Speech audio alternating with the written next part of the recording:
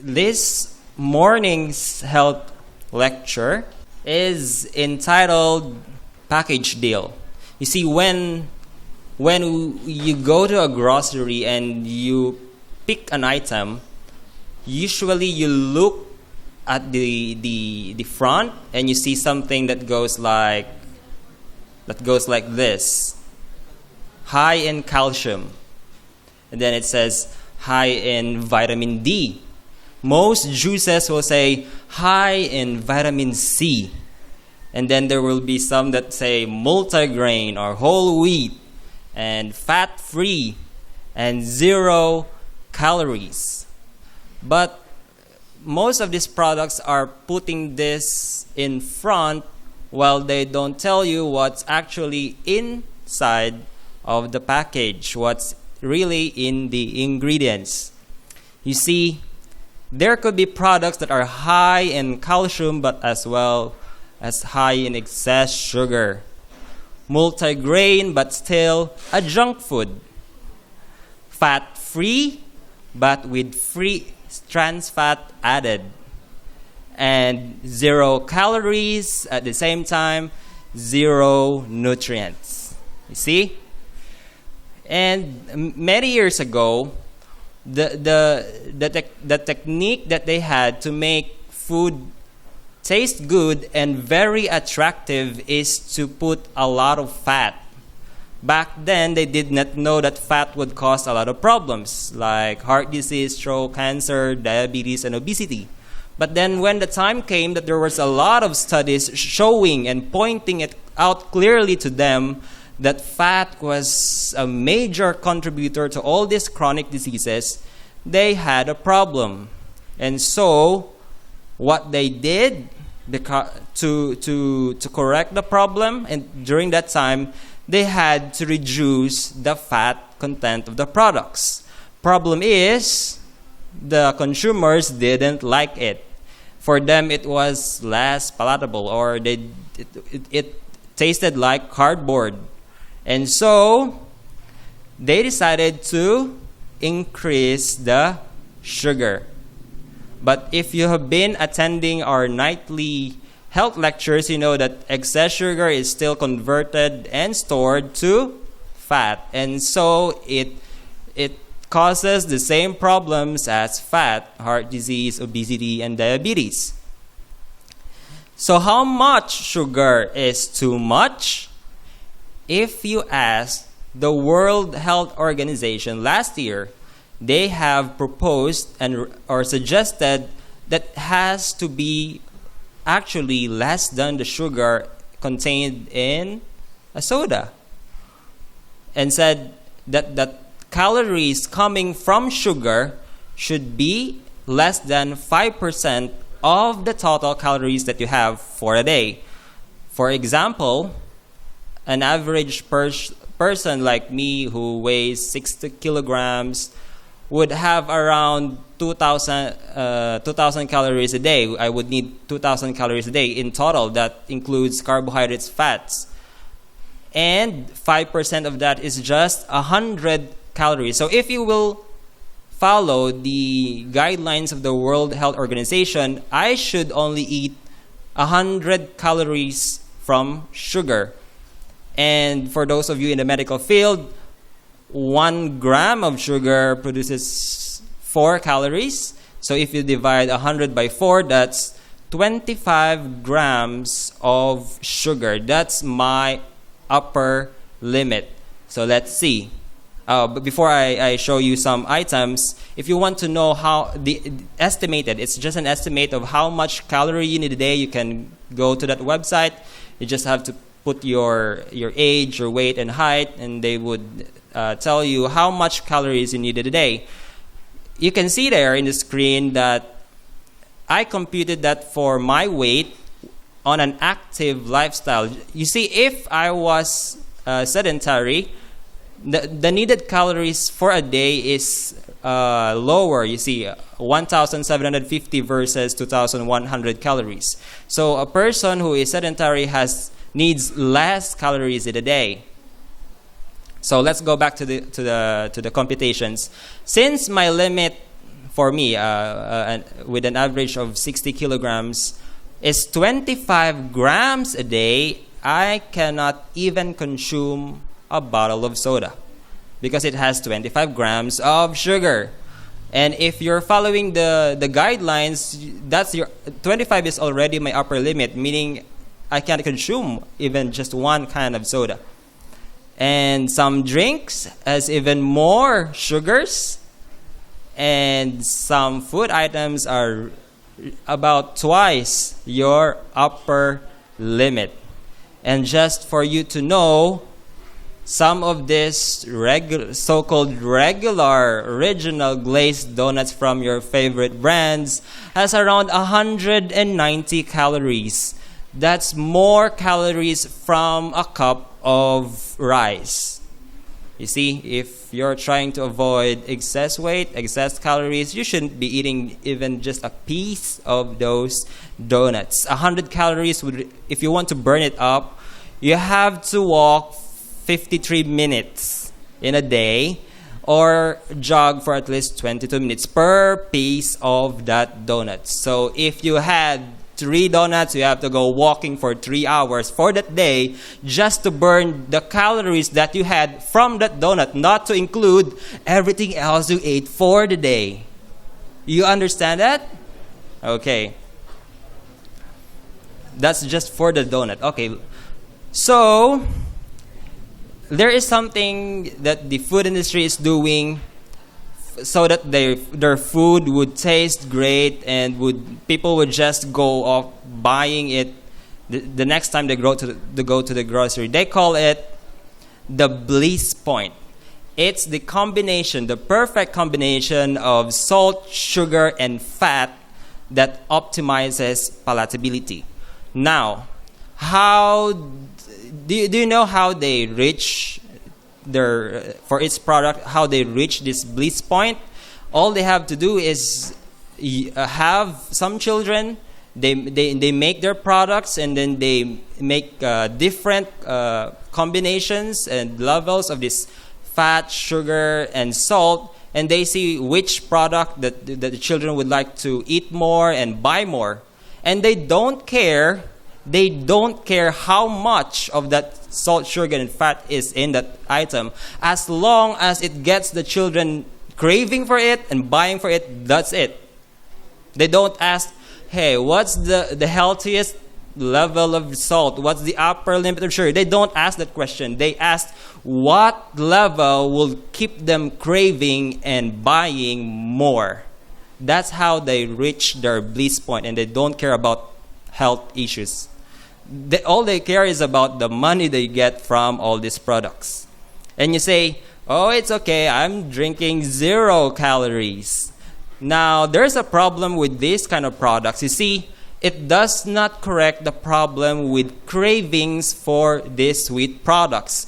They are still sweet. And so you continue to live with dependence and craving for these sweet items.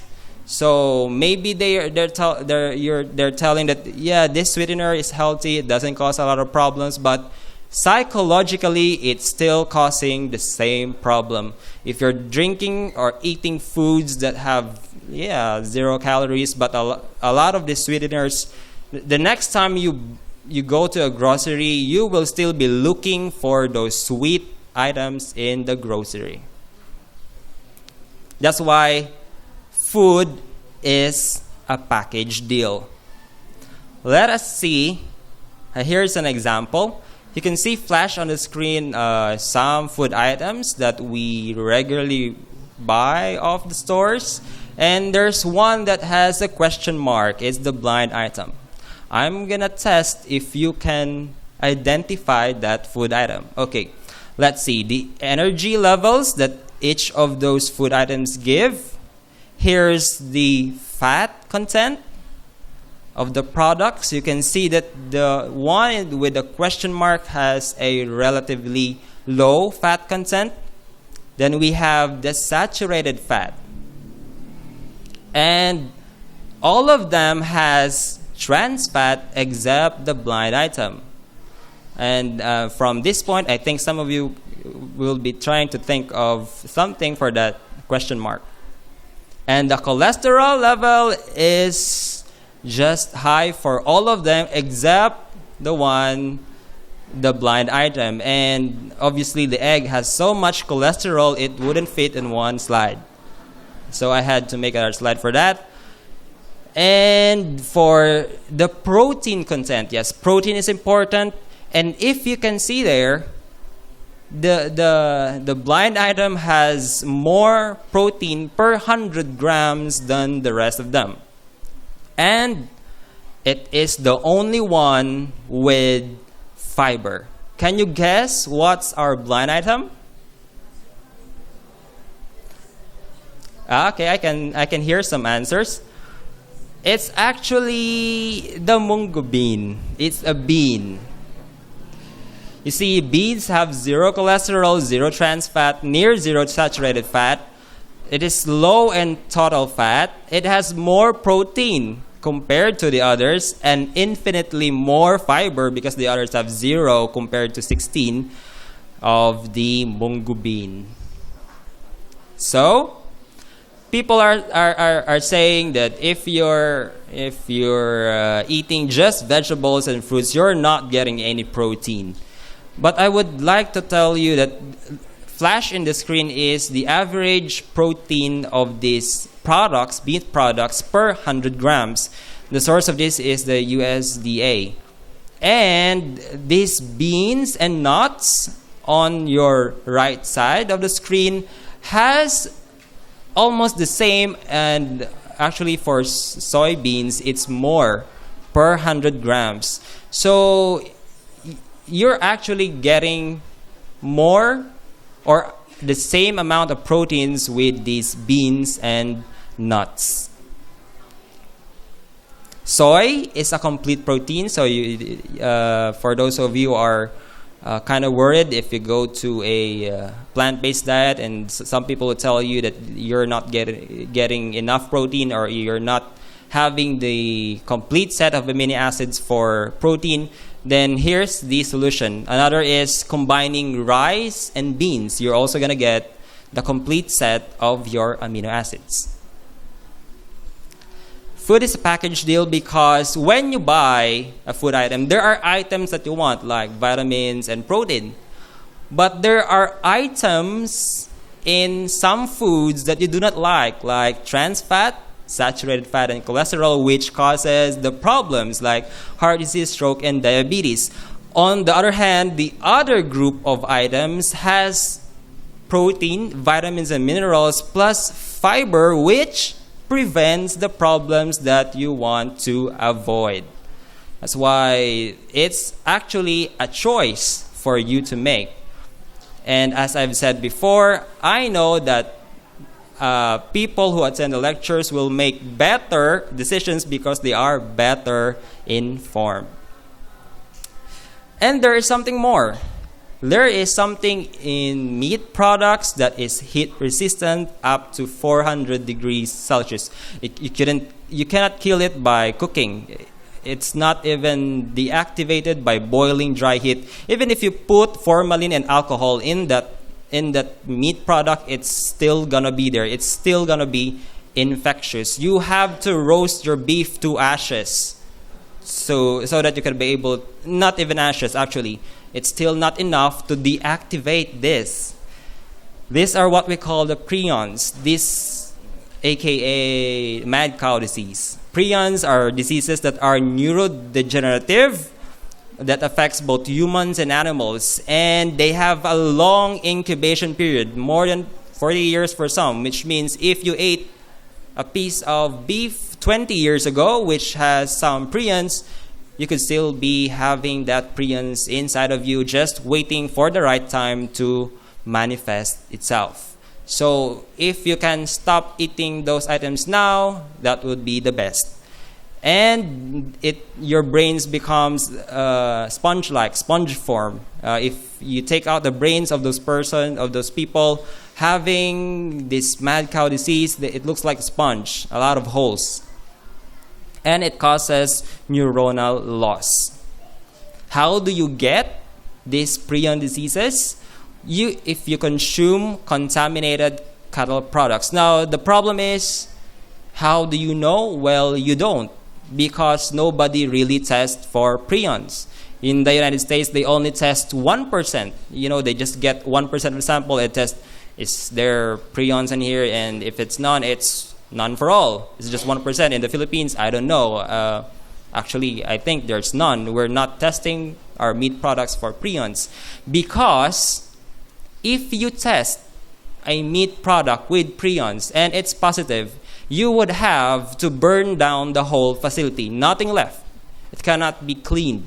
Because if you want to clean it up, you're going to take every part of the whole facility, every gear, every piece of metal, and dip them into chemicals individually. Nobody's going to do that. Take apart a whole facility piece by piece, if there's 100 parts, just to clean them. So the recommendation is, if your facility tested for beef and it was positive for these prions, goodbye.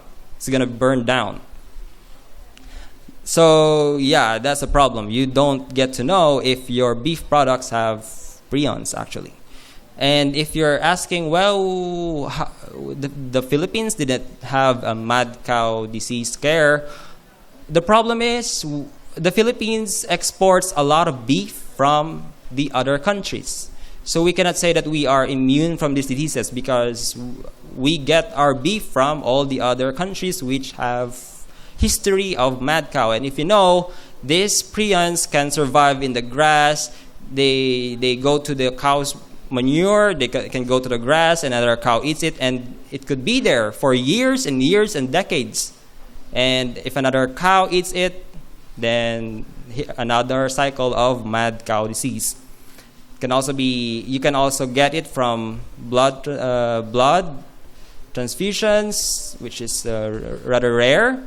Direct animal contact, touching the animals with these prions, or from water sources, and even surgery and transplants. Somebody operated on someone with prion on inside his head, and then the instruments are also used. They are not properly disinfected, and the usual disinfection in the hospital will not eradicate prions. The disinfection is a very complex process, and nobody does that in hospitals here. So chances are, if a person infected with prions had an operation and the same instruments were used on you, it can be transmitted. And according to the Centers for Disease Control and Prevention, the only safest way to eradicate prions is by incineration. And you don't incinerate your beef products, right? You don't burn them when you cook them. So there's just almost no way for you to kill it, and it's in there. Okay, I should say 2,600, more than 2,600 years ago in Babylon, a study was made, and it was published in the Journal of Daniel. And when Jerusalem fell and the Babylonians took them, Daniel was one of them. And the king said he wanted the best people from Jerusalem to be a part of his set of special people, and Daniel was one of them. But there was a problem. The king appointed them a daily provision of the king's meat and of the wine which he drank. Now, problem is, it's something that Daniel was not comfortable. He didn't like it. He remembered from his childhood what he ate, and of course it was offered to the idols. And so Daniel purposed in his heart, he decided that he will not defile himself. He will not eat a portion of the king's meat, nor with the wine that the king offered them. And so he had he asked the one in charge with them, and he asked for a special favor. If just for 10 days, he asked that if he could just give them pulse to eat and water to drink. Pulse, in the original word, is zeroa, which is literally translated as vegetables or legumes. And so the one in charge agreed for 10 days. And at the end of the 10 days, they were found to be better. They were fatter in flesh and appeared fairer than the rest of them. But scientists today would not just accept the results of that study, so they put the Daniel's diet to a test. They did it, and the results are amazing. They gave the participants in the study a diet that is devoid of animal products and preservatives, and they could eat anything as long as it's fruits, vegetables, whole grains, legumes, nuts, and seeds. And they found out that they had reduced total and LDL cholesterol, which is something that we want to avoid. And they have reduced blood pressures. And most of them indicated the desire to continue with the plan long term. So it works. The Daniel's diet works more than 2,600 years ago, and it works today. So if you ask, will I live longer on a plant-based diet? Yes, okay, I can. Your people are smart. In a study conducted, and it was published in the Journal of American Medical Association, they found out that eating a plant-based diet coupled with physical activity will decrease up to 19% your chances of dying from all-cause mortality, which means all the causes of mortality. It's 19% less. And you get to live an average of 7 to 10 years more. Eating a plant-based diet, never smoking, consuming nuts, exercising regularly, and maintaining a normal weight. That's 7 to 10 years added to your life. And so in 3 John 1:2 it says, Beloved, I wish above all things that thou mayest prosper and be in health, even as thy soul prospereth. So thank you very much for listening. This afternoon at 2 p.m. we have our last health lecture regarding saving our environment.